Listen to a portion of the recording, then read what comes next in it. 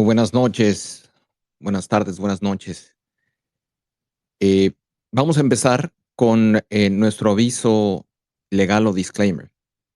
Este es el Foro de Sociedad Civil México, es el espacio de Sociedad Civil México. Todas las opiniones mencionadas en estos foros son personales y pertenecen a quien las expresa, por lo que no representan la opinión de nuestra organización y o comunidad. Sociedad Civil México no está asociada con ningún partido político y no recibe ningún tipo de apoyo de ningún partido político.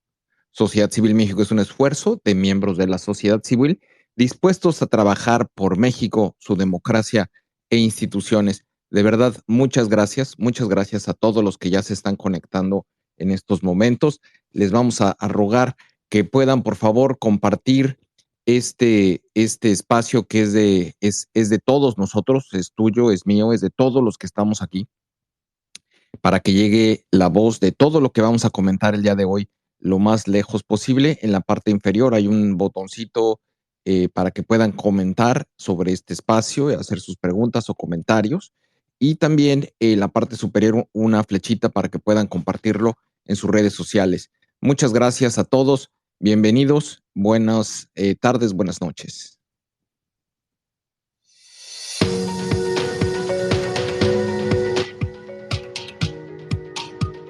Bienvenidos al espacio de Sociedad Civil México, donde propiciamos el diálogo y el debate ciudadano. En un momento comenzamos.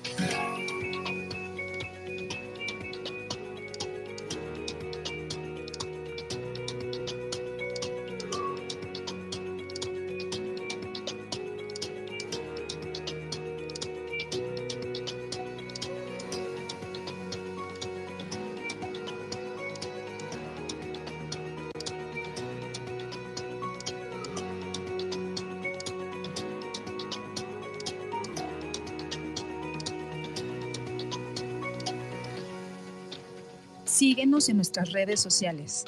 Estamos presentes en Twitter, Facebook, Instagram, TikTok, Spotify y YouTube. Encuéntranos como @SocCivilMX.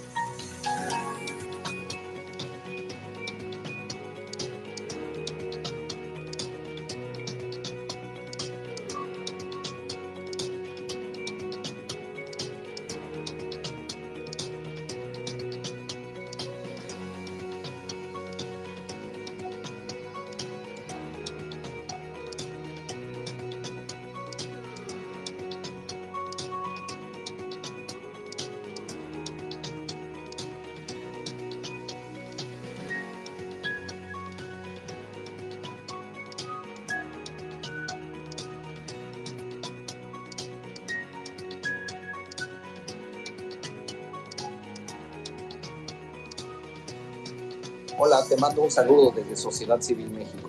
El 2024 cada día está más cerca y necesitamos de tu apoyo para poder acelerar el ritmo. Recientemente, Twitter nos invitó a unirnos a su programa de superseguidores. Hoy en día somos la primer plataforma de superseguidores en habla hispana. Esta plataforma permite a nuestros seguidores regulares puedan patrocinar nuestra iniciativa desde un solo clic. Visita nuestro perfil en Twitter e identifica dónde está la sección de Superfollow o Superseguidor. Algunos están señalizados con una pequeña estrella. Sigue las instrucciones y listo. Gracias por ser parte de este maravilloso esfuerzo ciudadano. Somos Sociedad Civil México. Gracias. Nuevamente, muchas gracias a todos los que ya están aquí. De verdad, apreciamos mucho que nos puedan acompañar el día de hoy. Vamos a estar con María Elena Morera, que es activista ciudadana, y vamos a estar hablando sobre el tema de seguridad en el contexto de la propuesta ciudadana 2024 que estamos promoviendo a través de la plataforma Unidos, que es un esfuerzo de la sociedad civil con la intención de crear a través de estas propuestas ciudadanas un documento, un plan de gobierno que pueda ser abrazado y que forme parte de las iniciativas de quien nosotros esperamos pueda encabezar el gobierno de coalición hacia 2024. Creemos que para tener resultados diferentes tenemos que hacer las cosas diferente y tenemos que cambiar la ecuación. No esperar a que vengan con propuestas y que las presenten, sino que nosotros podamos generar esas propuestas, generar ese plan de gobierno y que los candidatos o el candidato de este gobierno de coalición arrope y haga suyo las propuestas ciudadanas. Estamos utilizando tecnología de última generación a través de sistemas de inteligencia artificial, a través de un chatbot en WhatsApp, donde la gente puede registrarse y mandarnos sus propuestas. Hemos recibido ya bastantes, les queremos agradecer. Estamos viendo aquí a varios de los que ya han amablemente compartido sus propuestas ciudadanas en diferentes frentes, en temas de salud, en temas de seguridad, en temas de educación. La verdad estamos muy entusiasmados por la participación de la gente a través de alimentar estos sistemas y con algoritmos de inteligencia artificial. Se está creando un nuevo documento que va incluyendo toda esta información que alimenta esta gran base de datos y que terminará siendo parte de este documento. Como hemos comentado en otros espacios, foros de Sociedad Civil México y de Propuesta Ciudadana 2024 Unidos en particular, todo lo que aquí se conversa queda registrado y forma parte de este documento que terminará siendo alimentado y presentado a quienes quieran al final del día ser quienes encabecen esta propuesta de gobierno de coalición. Ya está aquí con nosotros, me da mucho gusto ver que ya está primeramente Ana Lucía Medina, muchas gracias por estar aquí, y también ya veo que ya está Marilena, nuestra invitada de superlujo. Adelante, Ana Lucía, si quieres hacer un comentario inicial, te escucho. No, muchas gracias. Gracias a quienes se conectan a este segundo foro digital en materia de seguridad.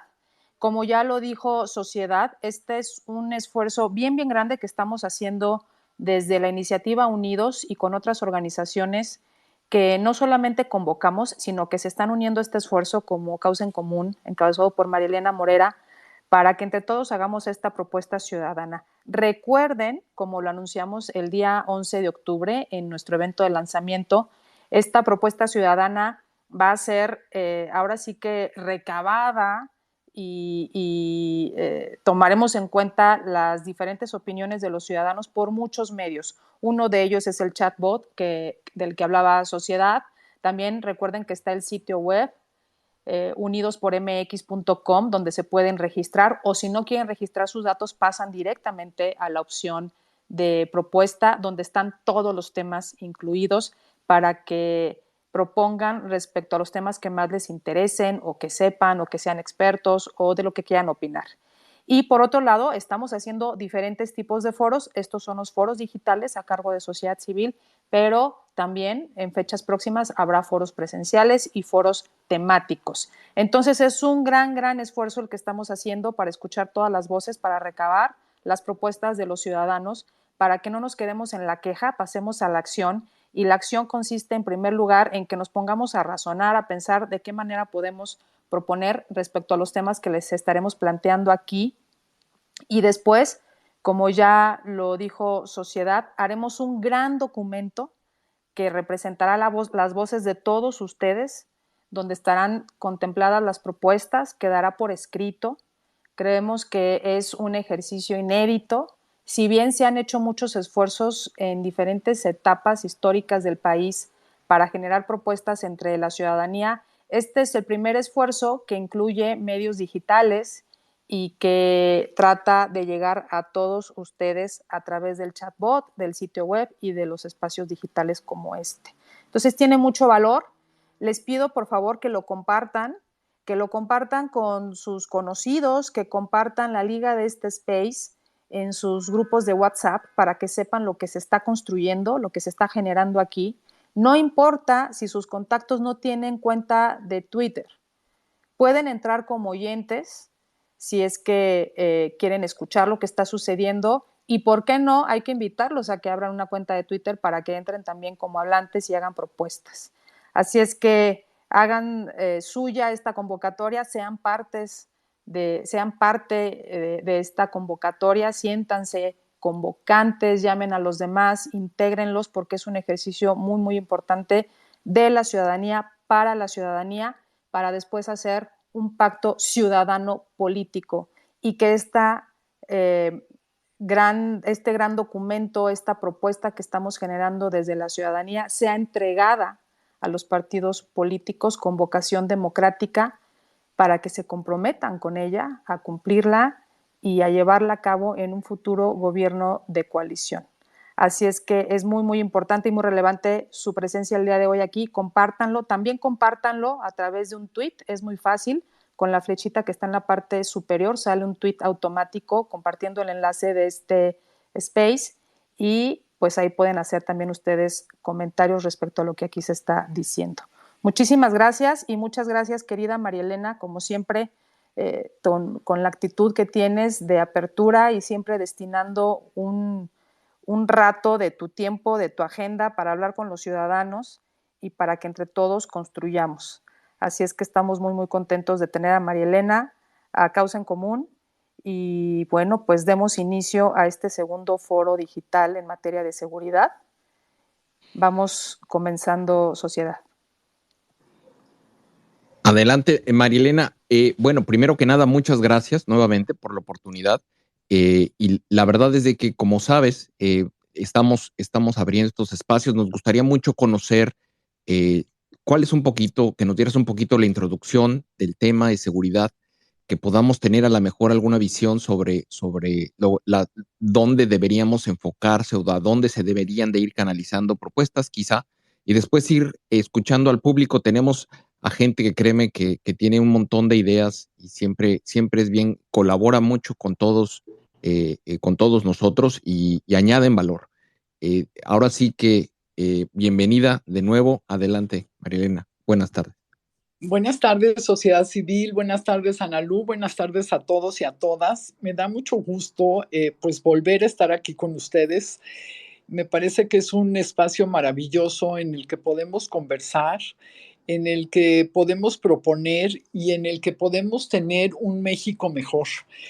Creo que al final del día, pues ese es el propósito de sociedad civil, de Causa en Común y de muchas organizaciones más, que lo que estamos buscando es tener un país mejor.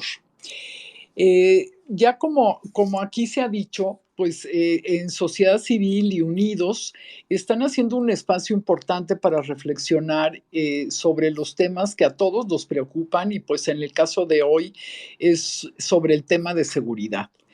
Les quiero decir, como ya decía Ana Lucía, pues sí hemos tenido oportunidad de participar muchísimas veces los ciudadanos y en especial las organizaciones para hacer propuestas, ¿no? De hecho, organizamos una serie de cumbres ciudadanas en las elecciones desde el 2006 hasta el 2018 para hacer propuestas y organizábamos estas propuestas nada más como para ponernos en sintonía de cómo sí lo podemos hacer, porque pues todos los temas son complejos.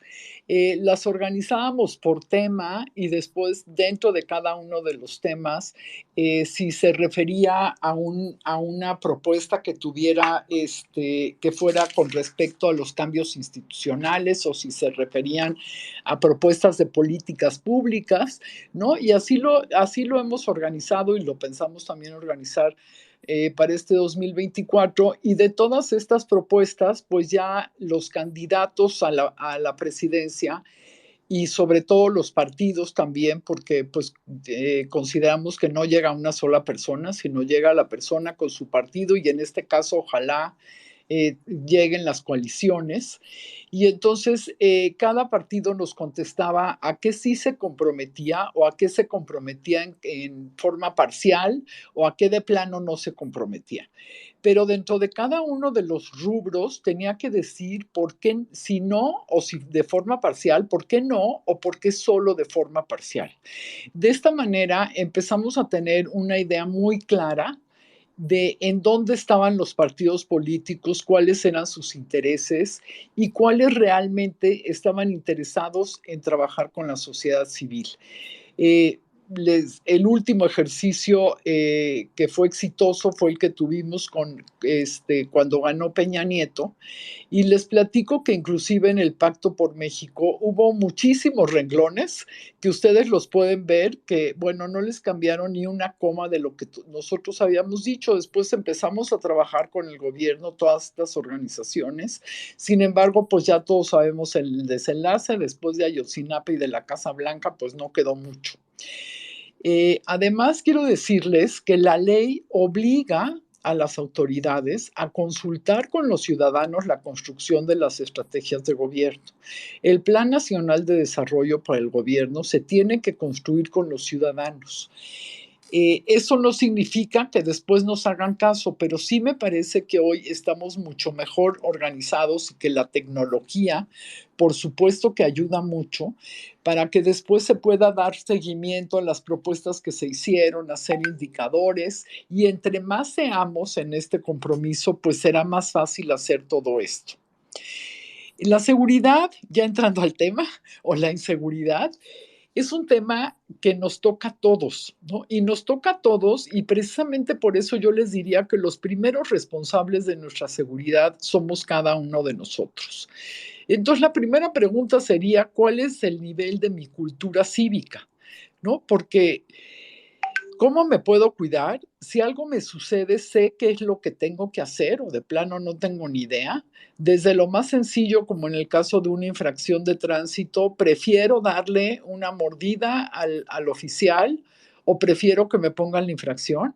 No en caso de un asalto o en cosas más graves, sé o no sé lo que tengo que hacer, sé cuáles pueden ser mis exigencias, cómo le doy seguimiento.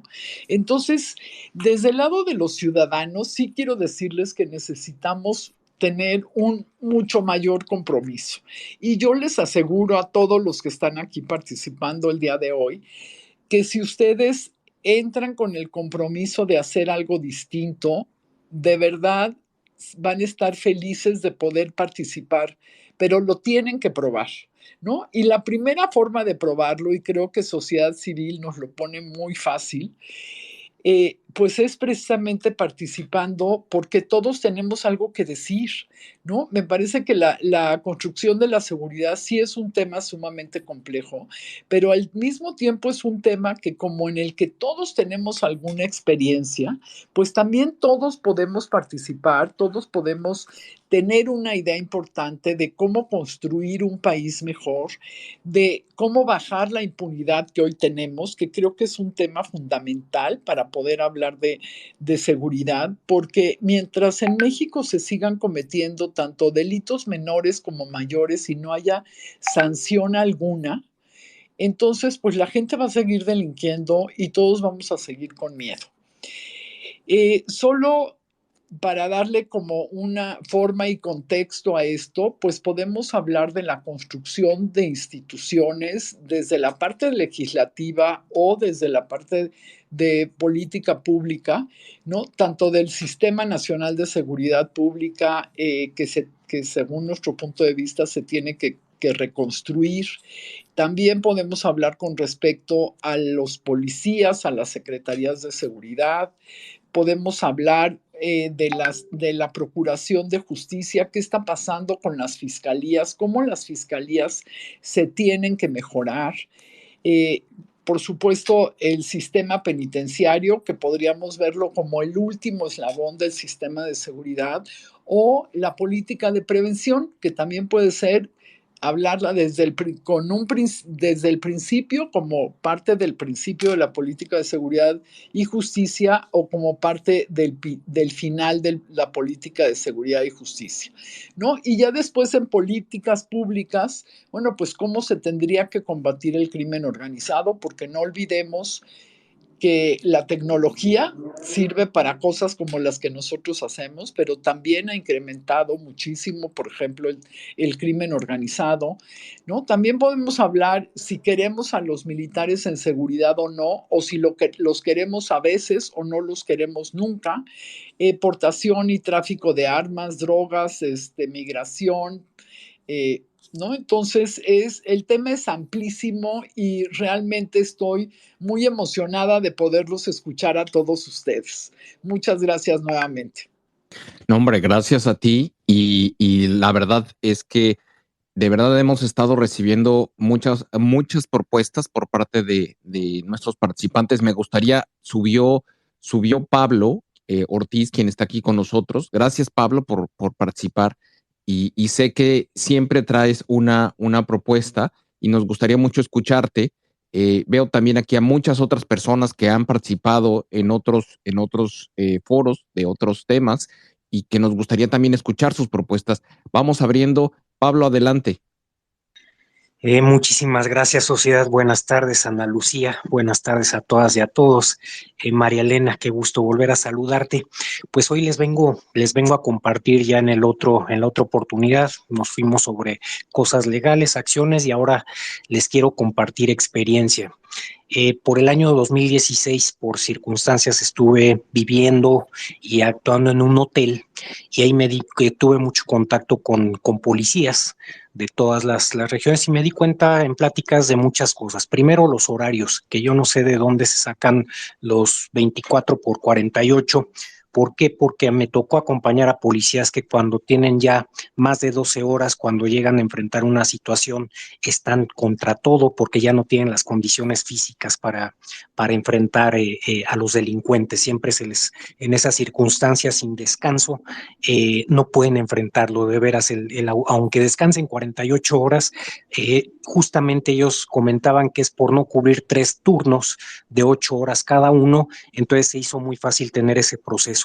Ahora, lo que comentabas, María Elena, creo que ya lo hemos visto, estamos contra todo un sistema. ¿Por qué? Porque es estratégico, donde entramos todos y justamente tenemos que tener esa responsabilidad de, como dices, de recuperar el civismo, de volver a tener el valor de en algún momento enfrentar, que sabemos que cuando preferimos la multa nos la van a hacer imposible, porque así está diseñado todo para que el fast track, como se dice, pues sea la materia, ¿no? Hay muchas situaciones también dentro de las policías, te digo, los horarios. Luego también, pues parte de esto de la corrupción, pues se hizo estratégicamente, pues para evitar tener salarios. Es muy curioso que el policía sabe que tiene que salir para atrapar a cierta gente, que como también bien lo dice, siempre fallamos en algo, no traemos la documentación, entonces pues eso se le hace fácil a los policías, y pues ya saben que para hacer la salida fácil, pues nos van a permitir, en dado caso, tener la mordida, ¿no? Entonces, todo eso ya lo conocemos. Algunas personas dicen, mientras nosotros estamos aquí, las policías, los mandos se ríen. ¿Por qué? Porque así está estructurado. Entonces, yo creo que tenemos que dar ese paso, tenemos que ver los horarios, yo vuelvo a insistir otra vez, en esos rubros también la participación.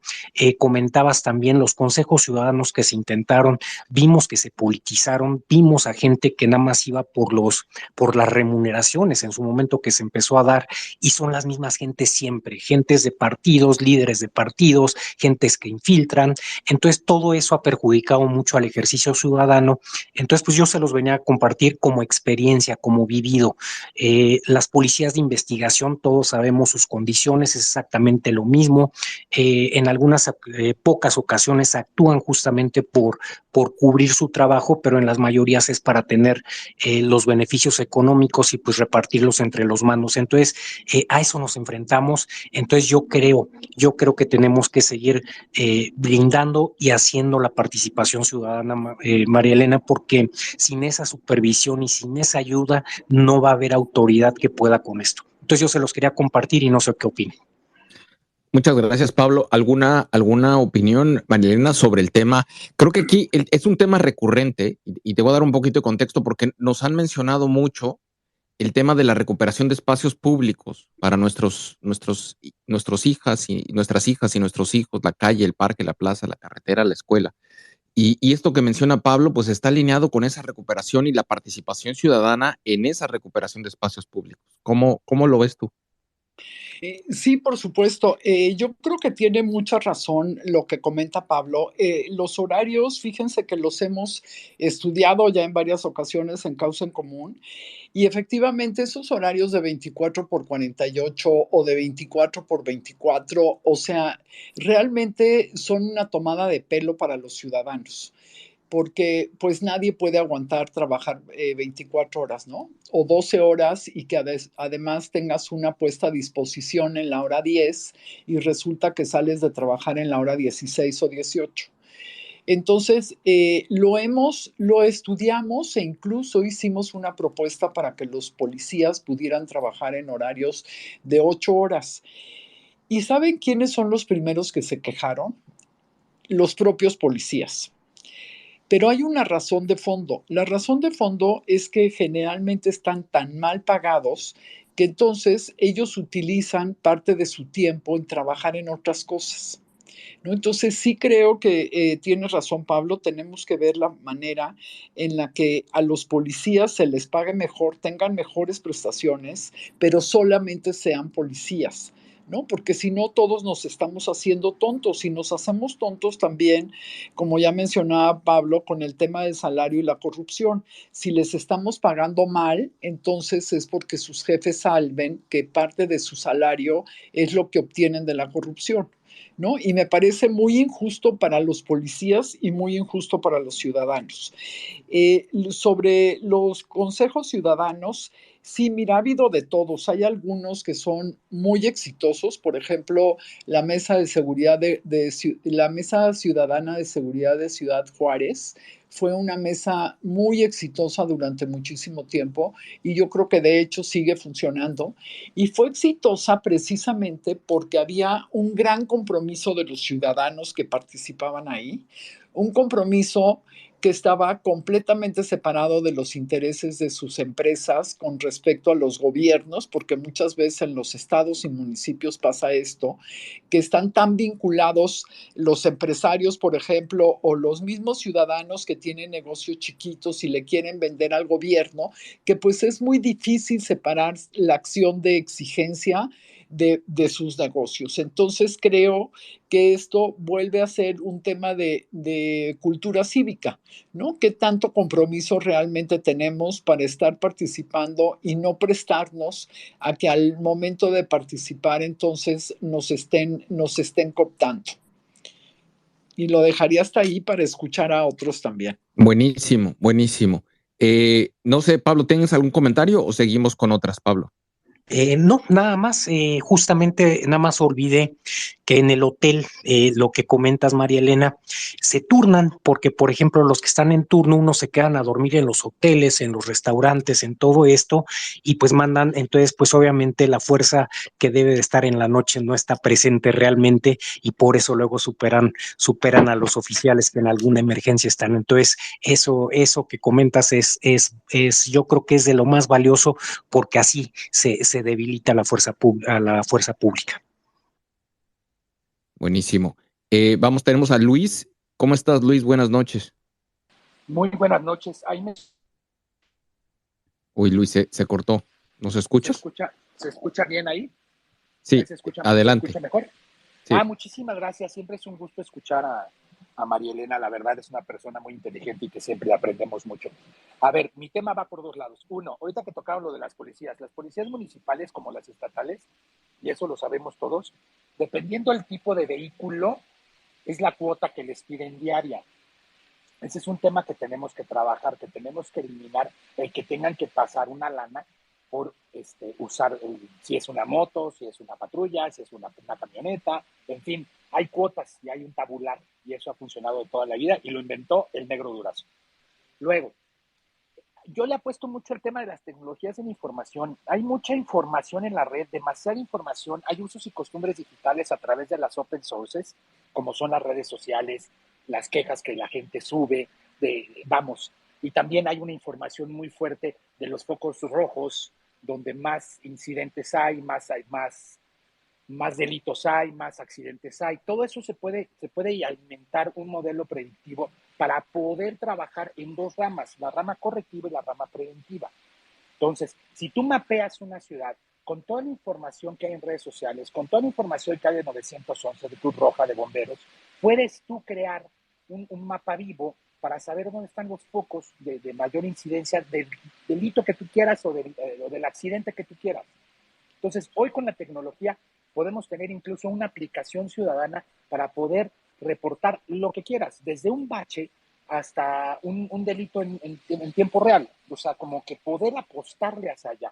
Yo creo que saldría muchísimo más accesible el trabajar por ahí, y obviamente hay que dar un mejor sueldo a los policías, mejor capacitados y todo, pero mi propuesta es esa, ¿no? Apostar a las tecnologías de la información que ya las tenemos a la mano. Y son muchísimo más baratas que antes. Interesantísimo, porque de hecho, con los algoritmos de las plataformas de redes sociales, incluso ya hay instituciones financieras que hacen a través de, le llaman el comportamiento, behavioral economics, el comportamiento económico de la gente, a través de redes sociales pueden predecir si son buenos o malos pagadores, como ¿por qué no? Predecir si pueden tener alguna propensión al delito. Me parece muy interesante. Ya se puede predecir, ¿por qué? Porque, a ver, el 90%, aquí está María, el 90% de los delitos no se denuncian en un MP, pero sí se denuncian en Facebook. Acuérdense que Facebook es la merced. O sea, Facebook es el mercado de la cocota, es el mercado de Jamaica. Entonces, ahí sube todo y ahí está todo. Entonces, nada más mapéalo y aparte es un open source. O sea, no necesitas un software exclusivo de las Fuerzas Armadas y de las Fuerzas de Inteligencia. No, ya hay softwares que te lo hacen. Bueno, hoy muchas marcas de coches venden en base a los usos y costumbres y a la huella digital que dejan las personas en sus redes sociales. Y así venden coches. Puedes hacer lo que quieras. No, me queda claro. Y de hecho yo lo he visto incluso con los procesos de selección de personal en las empresas. Ya esto es increíble. Muchas gracias, Luis. Al contrario. Marielena, ¿tú sabes de si existe en este contexto alguna, digo, no me parece tan descabellado, pero ¿existe algún ejemplo de algo así que puede estar ocurriendo en el mundo? Sí, por supuesto. Mira, incluso aquí en México hay una red, por ejemplo, en Monterrey, donde los ciudadanos van diciendo, cuando se comete un delito, ya como decía Luis, donde hay un bache en la calle, etcétera, y todo esto se va subiendo a una plataforma, y en la plataforma tú puedes ver los delitos que se cometen, en dónde se están cometiendo, en qué horarios, y todo esto, por supuesto, que le sirve a la autoridad para hacer mapas calientes, y saben perfecto dónde ocurren los delitos. Y no solo eso, la tecnología ya te da para predecir dónde se van a cometer los siguientes delitos. Entonces, como bien dice Luis, pues no necesitamos gran tecnología, y realmente todos los gobiernos lo podrían hacer, o lo podríamos hacer los ciudadanos, transmitir la información a los gobiernos, y que estos gobiernos entonces tuvieran la obligación de actuar, ¿no? Porque muchas veces sabemos que ellos saben que se están cometiendo los delitos, ¿no? Porque no puede ser que a nosotros nos cometan 32 millones de delitos y la autoridad solamente esté informada del 5% de estos delitos. Realmente ellos también saben, pero como la ley dice que tienes que denunciar para que se siga el proceso, pues entonces se amparan en eso. Esto se podría cambiar desde luego cuando tengamos sistemas en todo el país, porque ya lo tiene, por ejemplo, Querétaro, que puedes denunciar con cualquier policía que esté en la calle y decirle lo que te acaba de suceder, y ese delito ya queda amarrado. ¿Por qué no se hace? Porque la autoridad tiene una falsa percepción de que si se aumentan los delitos es que trabajan peor, lo cual no es cierto, porque entonces lo que tendríamos que hacer es bajó o subió con respecto a la cifra negra, ¿no? Y entonces no es acusar a una autoridad de que se cometen más delitos, sino realmente ver el número de delitos reales que están cometiendo y cuántos de estos se están atendiendo, ¿no? Entonces, la policía tendría que recibir denuncias, y la policía también debería de empezar a investigar sin la necesidad de que el Ministerio Público le dé la orden, porque ahí es donde tenemos el mayor embudo en nuestro sistema de justicia.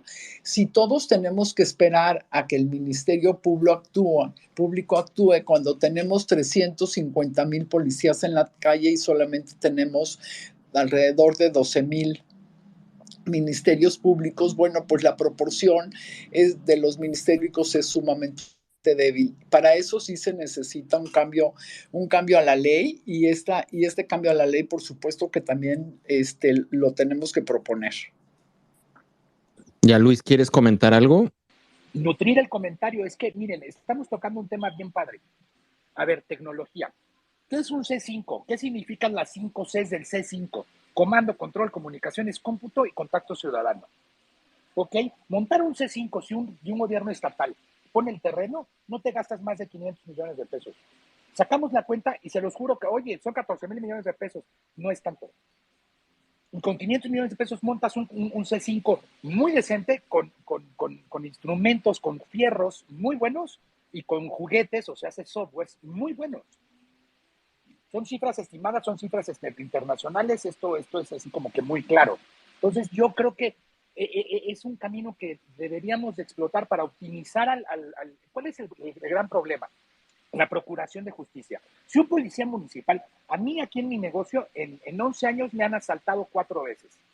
Y si el policía municipal no arma bien el caso y no lo presenta de manera correcta y completa al Ministerio Público, se cae. Y el policía municipal necesita herramientas, necesita tecnología para poder armar bien.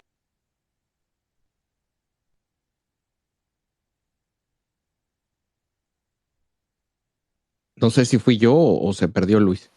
Sí, se perdió. Te Ya. perdimos, Luis. Pero ¿cómo ves tú esa idea de digitalizar, de utilizar las plataformas? Y pareciera, digo, como lo describe Luis, que no sería tan complicado, Marilena. No es nada complicado, y de hecho los gobiernos lo tienen, ¿no? Simplemente que no transforman la información en inteligencia. Creo que es ahí uno de los puntos débiles que tenemos en las policías, que hay muy pocos policías que saben hacer inteligencia, y sin duda tenemos que preparar a mucho más policías que puedan hacer inteligencia. Y miren, les pongo un ejemplo que hoy pues todos lo tenemos en la mente, que es con los Guacamaya Leaks. Se ha visto que la Sedena pues tiene un montón de información sobre delitos que se están cometiendo y sobre delitos que se van a cometer, ¿no? Y sin embargo, después informan que el delito ya se cometió, ya mataron a la persona o ya mataron a tantas personas. Y lo sabía desde antes.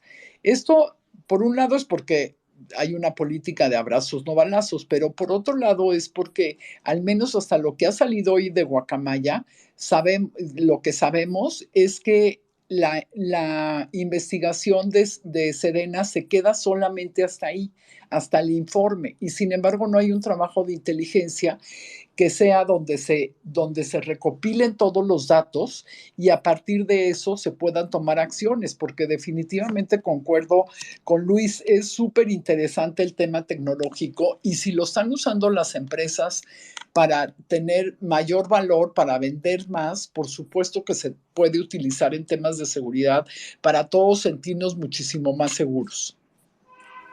Buenísimo. Digo, ya no sé si Luis terminó su comentario y si le regresó el internet. Luis, ¿estás ahí? Sí, aquí estoy. Sí se escuchó lo último que dije, perdón. No, el final no. El final no. Bueno, el final, apostarle a las tecnologías de la información, apostarle a los fierros, al hardware, al software, para poder ser preventivos. Primero hay que corregir y después hay que prevenir.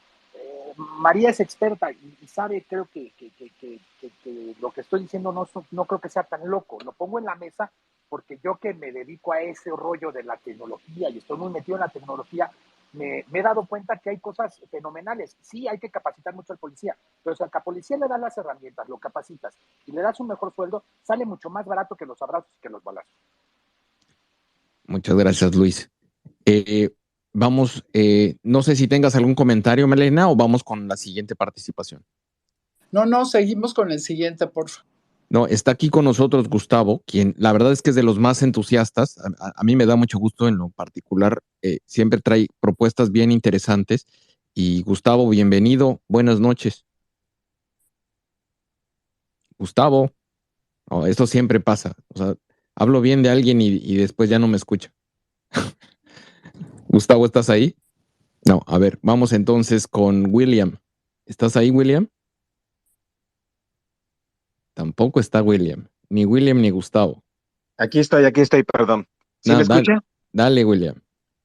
Muy bien, con respecto a lo que están diciendo, es algo bastante interesante con lo de los turnos de 24 por 24 y todo ese tipo de cosas que desgraciadamente nada más afectan el la verdadera acción del policía, porque como dicen, no hay quien va a poder dar en realidad una, un trabajo eficiente, pues no lo pueden dar ni siquiera si estás trabajando 8 horas, apenas si 4 o 5 son productivas, y el policía que cada rato tiene problemas, definitivamente. 8 horas, apenas si 4. ¿Sí me escuchan? Perdón. Sí, adelante. Se estaba cruzando ella, pero adelante. Sí. Ahora el otro asunto sobre inteligencia. Todos los policías, la gran mayoría quieren ser, de acuerdo a las novelas aquellas románticas, quieren ser investigadores o quieren ser interrogadores, y no, la gran mayoría no tiene el perfil, no tienen eh, la suficiente que puedan darse ellos cuenta que su frustración no les alcanza, no es posible que ellos tengan esa tolerancia y se pierde mucho al respecto. Todos quieren ser, pero no tienen el perfil. Todos quieren meterse inteligencia, pero estamos viendo que a nivel nacional la cuestión de inteligencia no está funcionando. Estoy hablando desde Mérida. En Mérida tenemos 106 municipios, de los cuales tenemos 5 regiones que tienen mesas de construcción de la paz y seguridad. La gente que viene como coordinadores de paz, de la construcción de paz y seguridad por parte de la Secretaría Nacional, definitivamente vienen de fuera, sin conocimientos de seguridad pública, sin conocimientos de la problemática del Estado. Aunque Yucatán se dice, hay tranquilidad, es un Estado que no tiene problemas de seguridad. La verdad, tiene una situación terrible de acoso sexual, terrible de mobbing o acoso laboral, terrible con la cuestión de equidad de género. Hay que componer muchas cosas. Para comenzar hay que educar, hay que enseñar, hay que capacitar a los responsables de las mesas de construcción de la paz y seguridad. Ellos son los que supuestamente van a establecerse estas estrategias, pero estamos viendo que a nivel nacional eso no está funcionando, que esta gente no sabe y no conoce de estrategias. Ahora, en cada municipio de Mérida, de Yucatán, perdón, hay muchísimos policías y directores que están disfrazados de policías. No tienen los reconocimientos, no tienen los registros, no tienen la capacitación para ser policías. No tienen el famoso certificado único policial. Muchos no pueden, ni siquiera tienen portación de armas.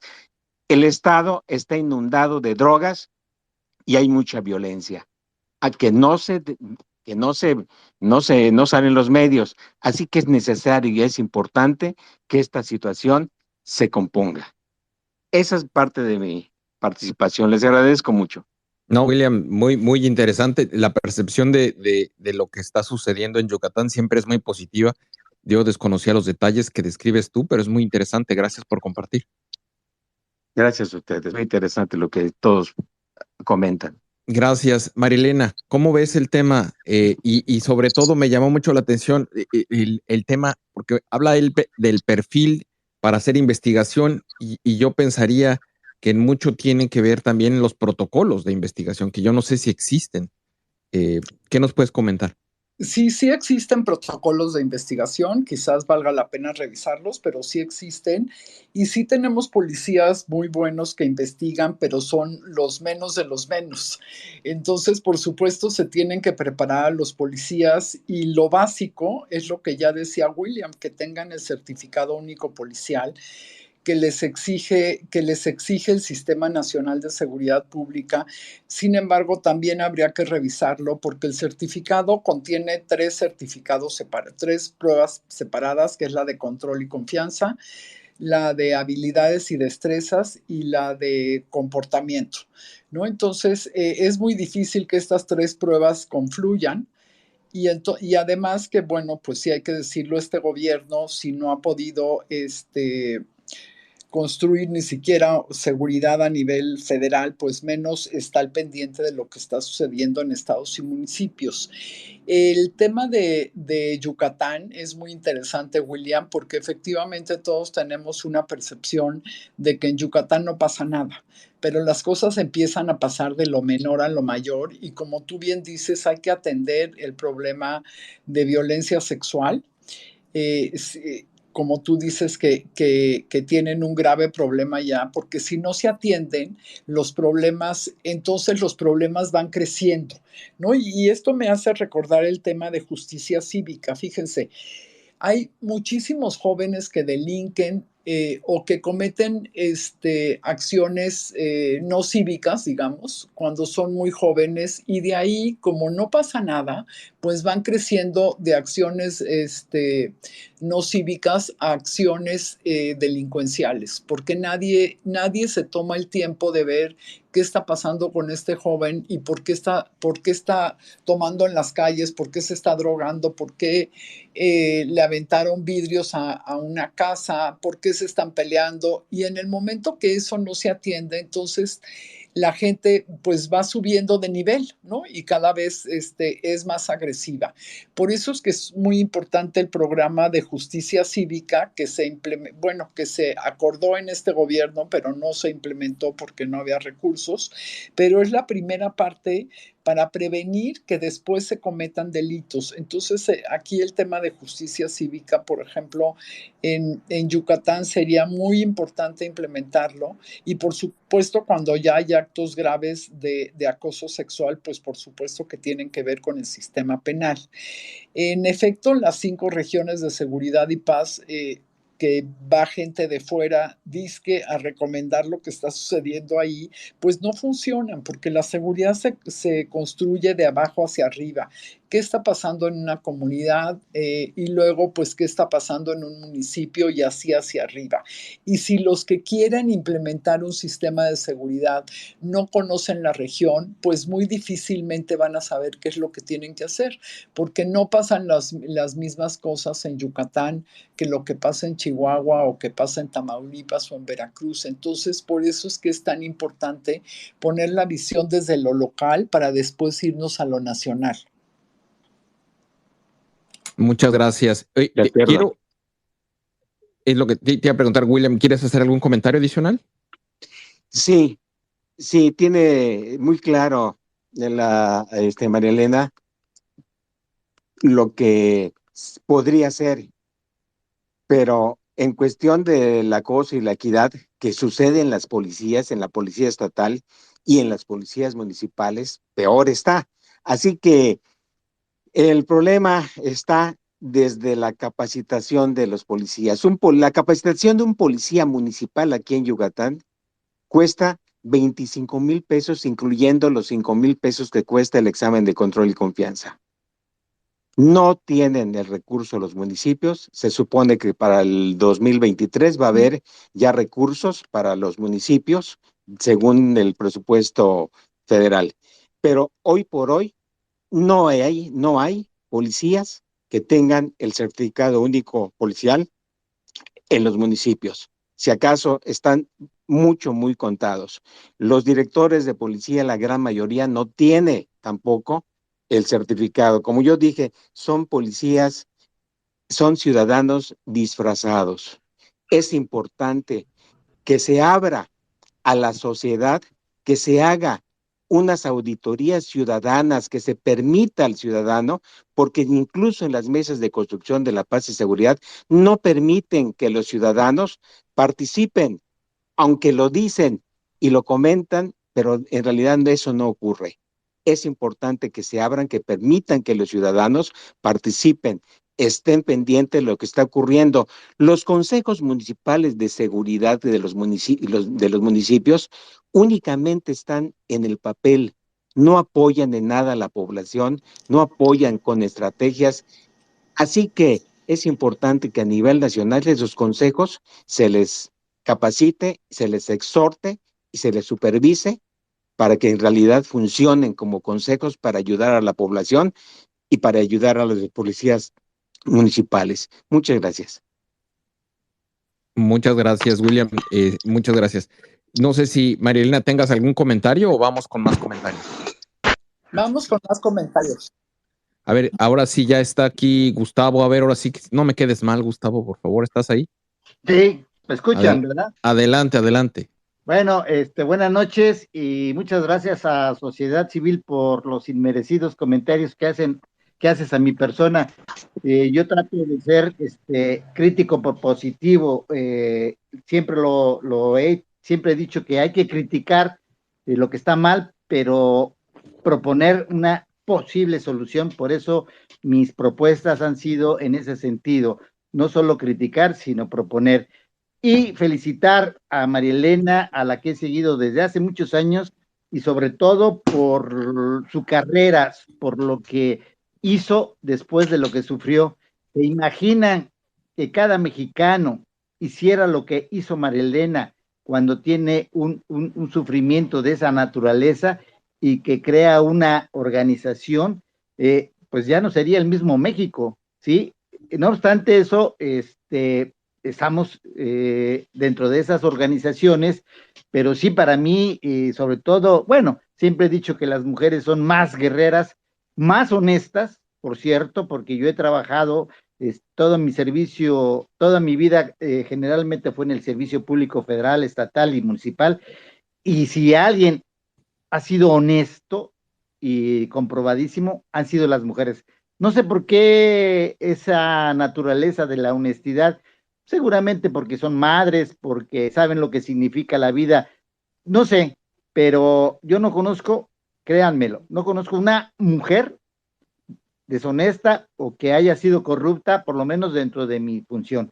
Por eso felicito especialmente a la señora María Elena por lo que ha sufrido, pero no su sufrimiento lo dejó ahí, sino que hizo lo que está haciendo en una causa común de todos los mexicanos. Yo quiero rápido señalar que en el space pasado sobre seguridad pública hablé de la presunción y me gustaría conocer la opinión muy valiosa de María Elena, porque ya para mí es una especialista.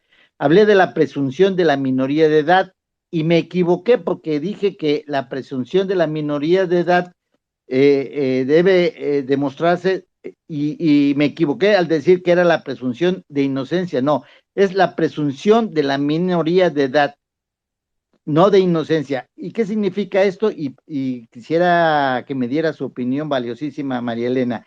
La presunción de la minoría de edad significa que todo menor de 18 años es inocente hasta que se demuestre que con certificados médicos o sociológicos, legales, que ese menor, entrecomillado, ya no lo es, sino que es un adulto y que conocía la comisión del delito que hizo.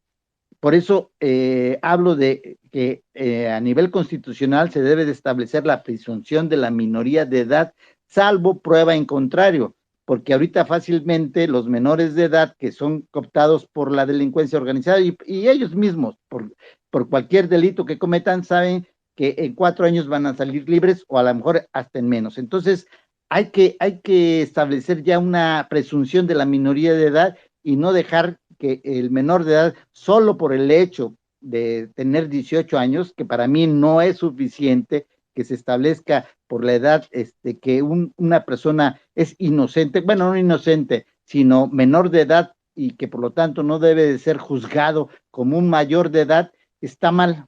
Por eso propuse, como lo dije en el space pasado, hace muchos años en un foro de menores infractores, que antes así se llamaban, menores infractores, que se estableciera la minoría de edad. Se les hizo muy, voy a presumirlo, pero se les hizo muy revolucionario y muy difícil que se lleve a cabo, pero sigo insistiendo en que debemos establecerlo. Ahora bien, yo siempre he dicho que la seguridad pública no está sola, que se trata de una cadena, ¿sí? Y hablé de los eslabones, minoría de edad, precisamente, o menores infractores, prevención del delito, procuración de justicia, impartición de justicia y readaptación social. Para mí, esa es la cadena que debemos atacar para que no dejemos solo lo que es seguridad pública.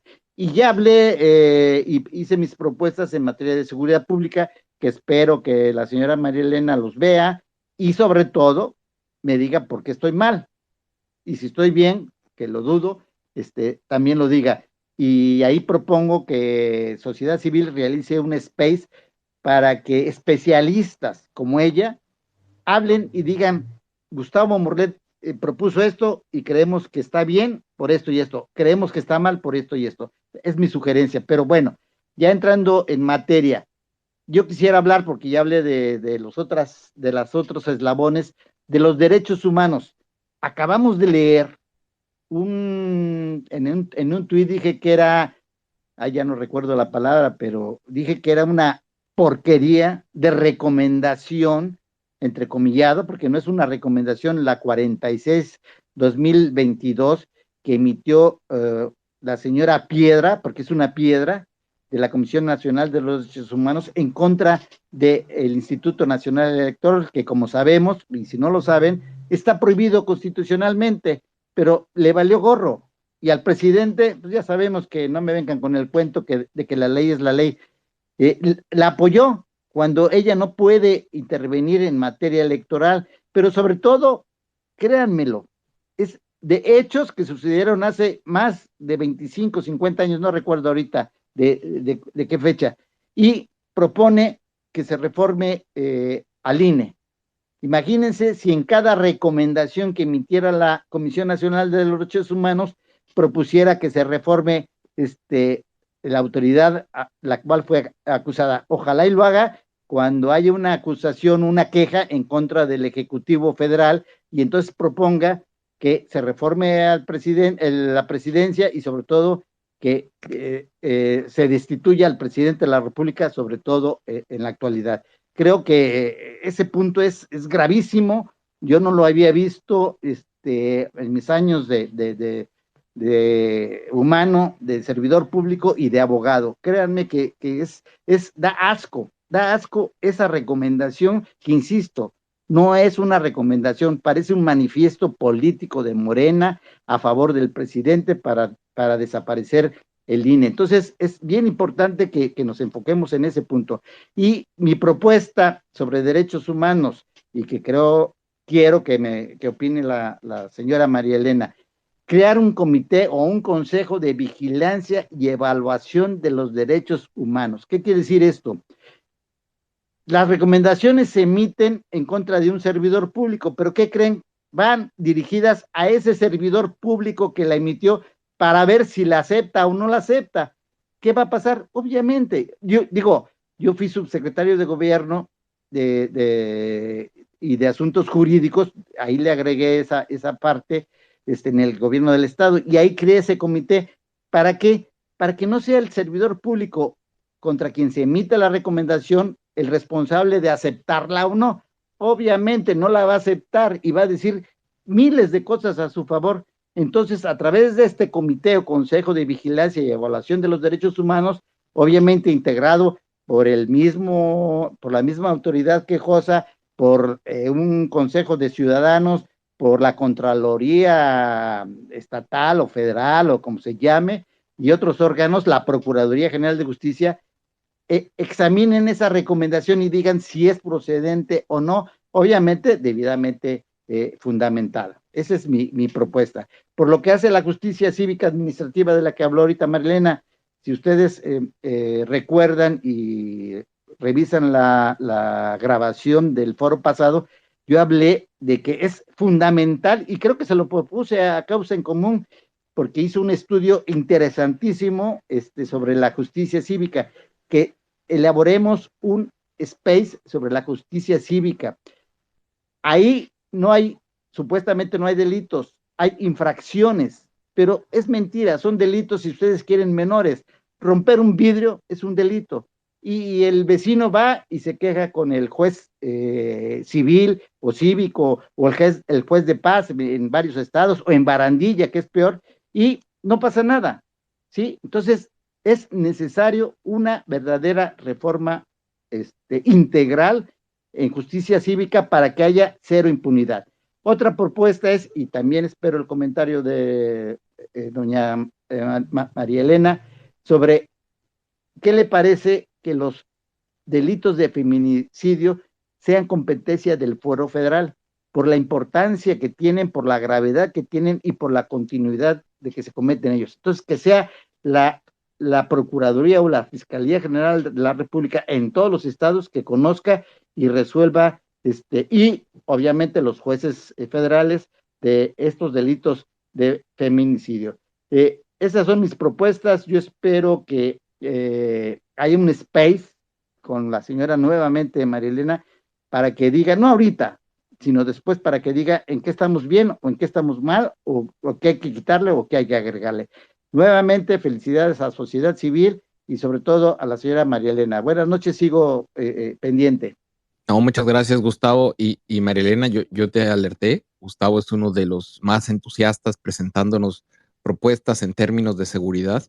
Si tienes un comentario o como quieras, presentó bastantes iniciativas. Si quieres comentar sobre alguna o sobre todas. Sí, bueno, Gustavo, primero muchas gracias. Te agradezco mucho tus palabras. Efectivamente comentó varias propuestas. Mira, sobre la presunción de la minoría de edad, yo no estaría tan segura porque en este sentido se podrían cometer más injusticias de las que ya comete el sistema de justicia si es que no estamos completamente seguros de cuál es el mecanismo para saber si no es menor de edad o si sí es menor de edad. O sea, entiendo lo que tú propones, que una persona puede tener 16 años y ser completamente consciente del delito que cometió. Sin embargo, sí creo que la justicia para adolescentes en México todavía es muy básica. Necesitamos hacer mucho más y sobre todo en términos, y me iría a lo que dice sobre justicia cívica. Sí creo que sea uno de los puntos más importantes y más abandonados, porque ojalá estuviera aquí Bernardo de León, pero cuando él estuvo como secretario de Seguridad Pública en Morelia, Michoacán, lo que él hizo un estudio de 15 personas, de 15 jóvenes que habían matado y entonces él empezó a buscar sus expedientes para ver si habían pasado por justicia cívica, o sea, si habían cometido alguna vez alguna infracción. Y efectivamente habían cometido no una, sino varias infracciones. No había pasado nada, como bien dice Gustavo, porque no sirve de nada si el juez cívico no toma acciones al respecto, como por ejemplo mandarlo a él y a su familia a un examen psicológico, hacer una evaluación psicológica y luego darles terapia, que tengan que participar en acciones sociales para que puedan cambiar sus conductas y hay un largo etcétera que se puede hacer ahí.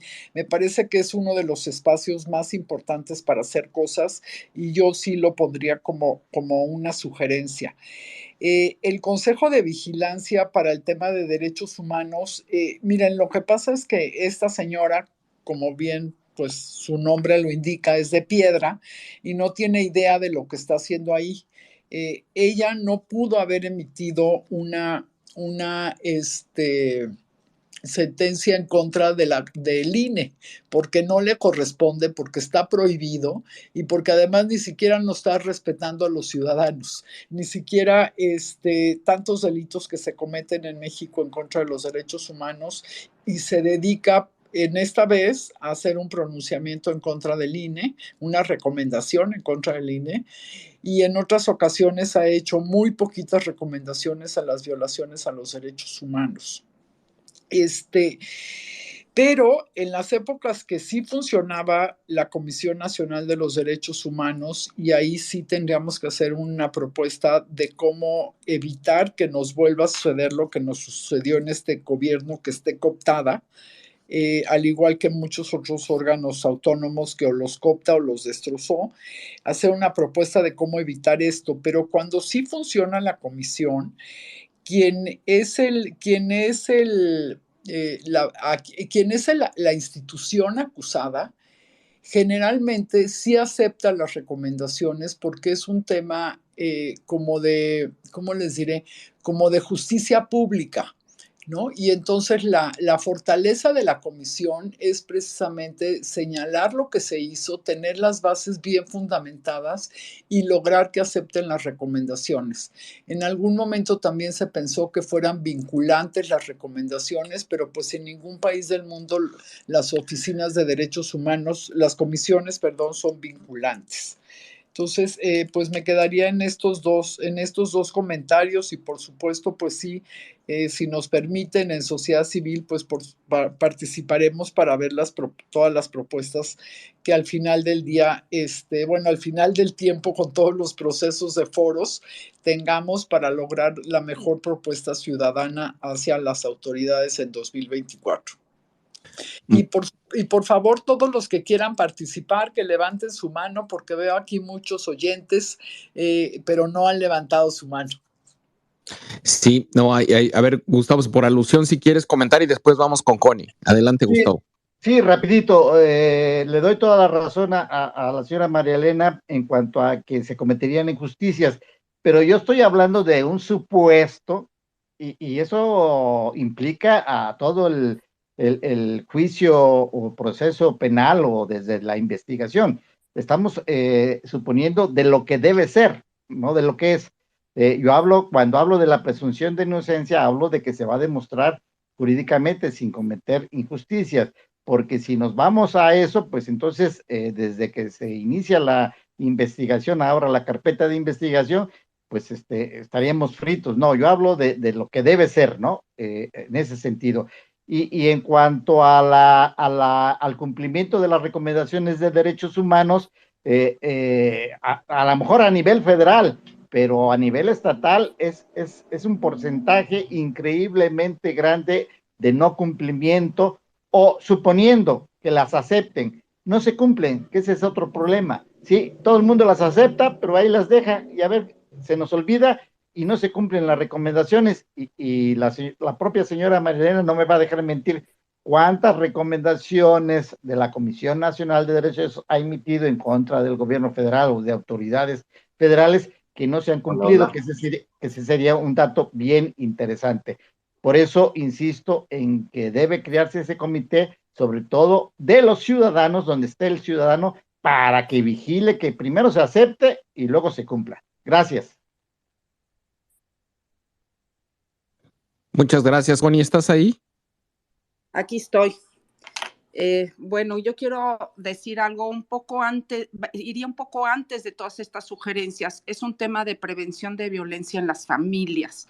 Nosotros aquí en Querétaro tenemos un programa corriendo donde les enseñamos a las niñas y niños habilidades para resolver conflictos sin violencia.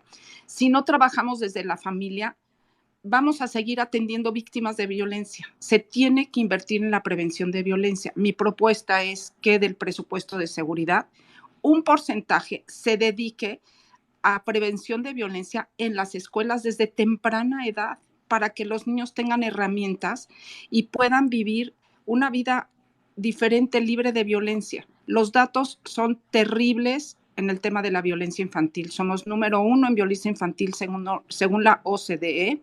Somos número 1 en bullying también y podemos seguirnos con esos datos. Y si no formamos a los niños dentro de sus familias, seguiremos atendiendo víctimas y víctimas.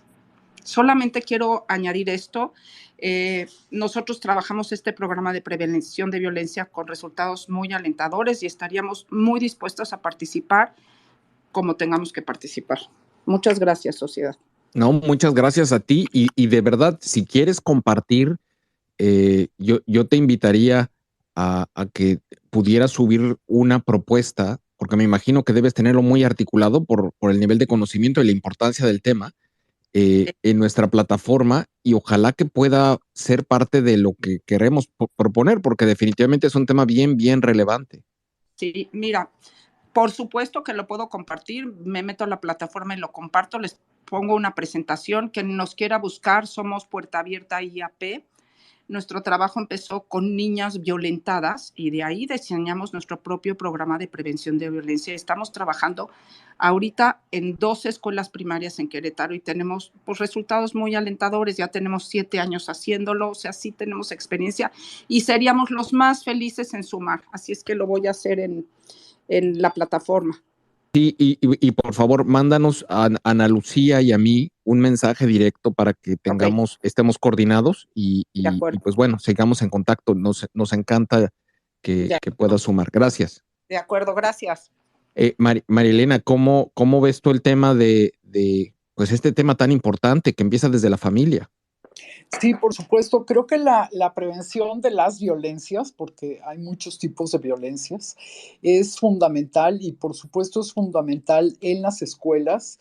Y también yo diría que no solo en las escuelas, tiene que ser la prevención de las violencias se tiene que dar en las escuelas, en las iglesias, en los centros deportivos. O sea, me parece un tema importantísimo porque si no somos capaces de prevenir las violencias desde temprana edad, pues ya con el tiempo las cosas se hacen más difíciles, ¿no? Bien dicen que lo más barato es la prevención, sin embargo, no le damos un seguimiento porque y a los gobiernos generalmente les gusta más pues las patrullas que las pueden exhibir, que es la prevención, coincido plenamente con ella. Es William sobre la capacitación de los consejos ciudadanos. Me parece importantísimo porque muchas veces la gente pues sí tiene muchas ganas de participar, pero no sabe realmente lo que tiene que hacer dentro de esos consejos. Entonces también me parece un tema muy importante.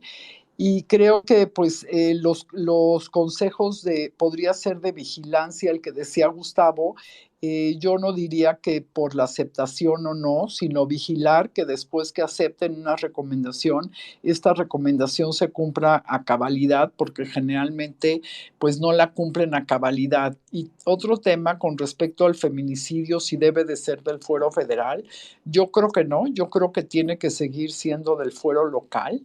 Y yo incluso diría que todos los homicidios de mujeres tienen que estar considerados como feminicidios hasta que no se demuestre lo contrario. Justo lo que no sucede ahorita, ¿no? Primero dicen que fue un homicidio y luego, si encuentran evidencias suficientes, dicen que fue feminicidio. Yo lo pondría al revés, precisamente para dar la notoriedad de todos los homicidios contra mujeres, que son los feminicidios, que se cometen por sus parejas o simplemente por el hecho de ser mujer. Buenísimo, muchas gracias. Connie, ¿quieres hacer un comentario antes de que pasemos con el siguiente? Bueno, pues coincido en que sí hay que trabajar en todos los ámbitos, comunidades, iglesias, escuelas, totalmente de acuerdo. Y lo podemos hacer, lo único que nosotros necesitamos es a los participantes y podemos trabajar con ellos. Trabajamos atacando todas las violencias y nuestro programa no ataca solamente la violencia directa, trabajamos desde la violencia estructural a la violencia cultural para poder detener la violencia directa. Y bueno, pues nada más. Buenísimo, muchas gracias, de verdad, Connie, me parece súper relevante lo que acabas de comentar. Alfredo, ¿cómo estás? Buenas tardes. Buenas tardes, gracias por darme la palabra. Yo quiero hacer un comentario, sí, gracias. Aprovechando que está María Elena, que, por ejemplo, yo siempre refiero como ejemplo Veracruz, de donde estoy hablando y donde soy originario, y en todo, yo conozco perfectamente todo el estado, lo he recorrido desde el primer municipio hasta el último, y de lo que he visto basado en el derecho, de la arbitrariedad que hay, o no, más bien la violación de derechos humanos que ocurre mucho con los indígenas. En el estado de Veracruz se han desarrollado varias culturas que se sigue todavía utilizando el dialecto, desde el sur saben que está un asentamiento de olmecas en el centro, totonacas, en el sur huastecos, perdón, en el norte, huastecos. Precisamente yo soy originario del norte de Veracruz, y la arbitrariedad que se da es con los indígenas, por principio no hablan el español, y normalmente por falta de recursos, la pobreza que nos han tenido los gobiernos y más acentuados con López Obrador, no se ha promovido una ley que garantice la justa impartición de la justicia para esta gente que pues se atropella por dos lados, por su pobreza, que no tienen los recursos para pagar un abogado, y los abogados que se le asignan de oficio, pues la verdad, pues van nada más a cumplir y no a defender.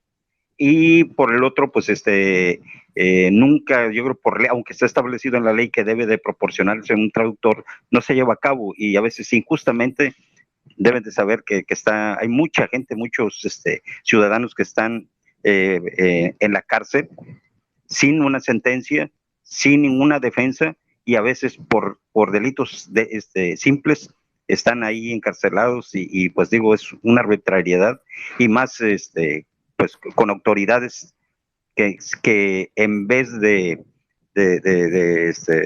preocuparse porque haya el Estado de Derecho, pues hasta son parte de esos atropellos, ¿no? Aquí en Veracruz, pues todos sabemos que hablando de cuestión de que no hay autonomía, por ejemplo, ¿cómo se llama? Es que me confundo con el procurador, con la fiscal. Aquí hay una fiscal que impuso Morena, y prácticamente el vocero, el que da los pormenores, es el gobernador. Nunca sale la fiscal a hacer declaraciones. Y por ahí fue muy sonado una situación que se vivió que hasta Monreal vino a intervenir, Dante Delgado, por uno que fue alcalde de aquí del estado, y que está ahorita como oficial mayor del Senado de la República, perdón, es secretario técnico del Senado, que a esos niveles también se está llegando a no aplicar el derecho, y sobre todo por la arbitraria jurisprudencia, o bueno, muy bien, perdón, porque no es el término jurisprudencia, ¿cómo se llama? El Estado, la impartición del Estado de Derecho, y sobre la presunción de la inocencia por la retención arbitraria que hace con la gente, sin que lleve, se comprueben, a veces se inventan como chivos expiatorios, para querer acusar, tener un elemento para quedar bien con la sociedad, aunque no hayan cometido el delito. O sea, la verdad es un desastre la impartición de la justicia, pues digo, no nada más en Veracruz, en todo el país. Todo lo sabemos, todo lo vivimos, y pues por todos lados creo que es uno de las partes elementales que tiene que cuidarse, creo, sobre todo por la inseguridad, por la aplicación de la justicia, estamos viendo que ahorita hasta destituyeron a un juez que estaba liberando a personas que claramente eran parte de la delincuencia organizada. Entonces, como medular, quiero dejar el comentario por lo que con el tema que empecé, que era la impartición de la justicia para la gente, para los indígenas, y que sí se regule o que se proponga una reforma de ley que sea más justo la impartición de la justicia, y sobre todo para esta gente que no tiene ni los recursos ni la forma de comunicarse para poder defenderse. Ese es mi comentario, y muchas gracias por darme la oportunidad. Hombre, gracias a ti, Alfredo. Yo creo que es bien relevante el tema. No sé realmente, María Elena, si quieras comentar sobre el tema de la impartición de justicia en estos grupos indígenas. Sí, mira, que coincido plenamente con Alfredo que la violación a los derechos de los grupos vulnerables, ya sean los indígenas o simplemente personas en extrema pobreza, Es terrible porque, como bien dice, los abogados de oficio realmente pues cumplen con su función de ir, pero eso no quiere decir que defiendan a la gente. Y eso tiene que ver con el mal sistema de justicia que tenemos, en el que hay muy pocos abogados para trabajar y cada uno de ellos lleva muchísimos asuntos. Entonces, muchas veces llegan a la audiencia simplemente habiendo leído por encima el asunto y no se involucran en la profundidad que tiene cada uno de los asuntos, porque simplemente no les da ni siquiera tiempo. Esto no es ninguna justificación, esto es simplemente hablar sobre el mal diseño de nuestro sistema de justicia y que no tenemos realmente los recursos donde deberían de estar, ¿no? Es un poco como el tema de las policías, o sea, hay muchísimo dinero en la Guardia Nacional, pero en las policías municipales tenemos invertido muy poco dinero. Igual sucede con el sistema de justicia, hay mucho dinero a nivel federal y sin embargo donde están ocurriendo los delitos, que es a nivel local, tenemos mucho menos dinero y sobre todo hay mucho menos dinero a nivel de los abogados de oficio, que son los que tienen que defender. Me parece una propuesta muy, muy importante el buscar la manera en que estos grupos vulnerables tengan verdadero acceso a la justicia que hoy no lo tienen, ¿no? Muchos no lo tenemos, pero especialmente los grupos más vulnerables, pues son los que menos acceso tienen a la justicia. Sí, es un tema que por desgracia se viene arrastrando y que definitivamente tiene que ser atendido. Vamos a ver, tenemos aquí a Nacho. ¿Cómo estás, Nacho? Buenas noches, adelante. Nacho, ¿estás ahí? Sí, buenas noches, ¿me escuchan? Adelante. Sí, miren, aquí el problema que tenemos de la seguridad es parte de otro problema que viene siendo la raíz de la gran mayoría de los demás, que viene siendo la impunidad. Entonces, como no hay castigos, pues todos los delincuentes que dicen, pues China libre, ¿no? 99% de los delitos que se cometen en este país no reciben sentencia, no reciben ni siquiera una averiguación, nada, y luego muchos no se denuncian porque saben que los ministerios públicos, pues a menos que tengas algún conocido, alguna palanca, pues se ponen a realmente chambear en un delito que alguien denuncia, ¿no? Luego, aparte de los ministerios públicos, como dice María Elena, son muy pocos para todo el país, para todos los delitos que hay. Imagínense si así, con una mínima cantidad de delitos que se denuncian, tienen un trabajo excesivo. Ahora imagínense si realmente se denunciaran todos los delitos que ocurren, pues no, hombre, no iban a poder sacar absolutamente nada, o sea, iban a estar totalmente cooptados de trabajo, ¿no? Entonces, aquí lo que sí hay que exigir al gobierno es de, por ejemplo, la gran mayoría de los delitos que se cometen ahorita en México es por gente que tiene algún problema con la droga. Y muchos de esos delitos es gente que tiene problemas con la droga, con las drogas duras, que como vienen siendo el fentanilo, que es el foco, que eso es lo que sí está destruyendo pues todo el esquema. Hay una razón de ello. Si tú eres consumidor de marihuana o incluso consumidor de cocaína, tú puedes todavía trabajar y obtener un ingreso pues más o menos digno, pero si eres ya adicto al foco, ya esa gente ya no están capacitadas para trabajar. Entonces, ¿cómo la hacen para seguir proveyendo su vicio? Pues a robar. Entonces yo creo que lo que debería hacer el gobierno es tratar de acabar con todas las drogas duras como el fentanilo, porque esa es la causa de muchísimos delitos de los que hoy se cometen. Es cuanto. Gracias, Nacho. Tema muy, muy delicado y también complejo, pero bueno, todos los temas de seguridad son complejos. María Elena, adelante.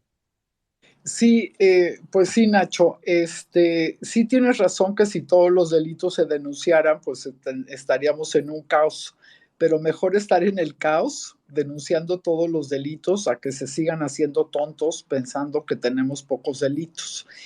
Además, hay algunos delitos que no se resuelven de manera individual, ¿no? Sino que se resuelven de manera conjunta, como por ejemplo los asaltos en los autobuses o en el transporte público. No son delitos que se vayan a resolver porque alguien vaya a decir, oiga, a mí me robaron mi cartera y mi celular, y vaya a llegar el policía con la cartera y el celular. Sin embargo, estos delitos precisamente se resuelven por mapas térmicos donde sabemos dónde ocurren los delitos. Bueno, pues entonces, ¿qué se tiene que hacer ahí para evitarlo? Hacen falta luminarias, sobra un tope, hay un bache que hace que el autobús se tenga que detener. ¿No? Y un largo etcétera. Y además, como digo, que se resuelven en grupos, precisamente en el C5 hay muchísima información. Por ejemplo, doy el ejemplo del Estado de México, hay muchísima información sobre los delitos en el transporte público. Entonces, esto se tiene que analizar y ver qué es lo que está sucediendo, y generalmente lo que terminas viendo es que es una banda que tiene un jefe, que salen las motos, se llevan a los chavos, se suben a los autobuses, regresan y entregan la mercancía. Entonces tienen que detener a la banda completa, ¿no? No sirve que estés deteniendo a los chavitos que van y vienen en las motos, porque pues simplemente contratan a otro, sino romper realmente el esquema completo. Ahora bien, los delitos relacionados con las drogas. Mira, yo te diría que en México el consumo de fentanilo hasta este momento es bajísimo. Aunque sí, por supuesto, hay otro tipo de consumo de drogas, como es el cristal o el foco, que hace que se te mueran muchísimas neuronas y que después no puedas seguir trabajando. Yo ahí la propuesta que haría es más en el sentido de sistemas de prevención de abuso de drogas, porque las drogas van a seguir existiendo, ¿no? No podemos pensar que en un futuro tengamos a un gobierno, cualquiera que sea, que pueda acabar con el uso, con el abuso de drogas, sobre todo si estamos hablando de las sintéticas, porque son muy fáciles de producir, ¿no? Las pueden producir hasta en la cocina de una casa.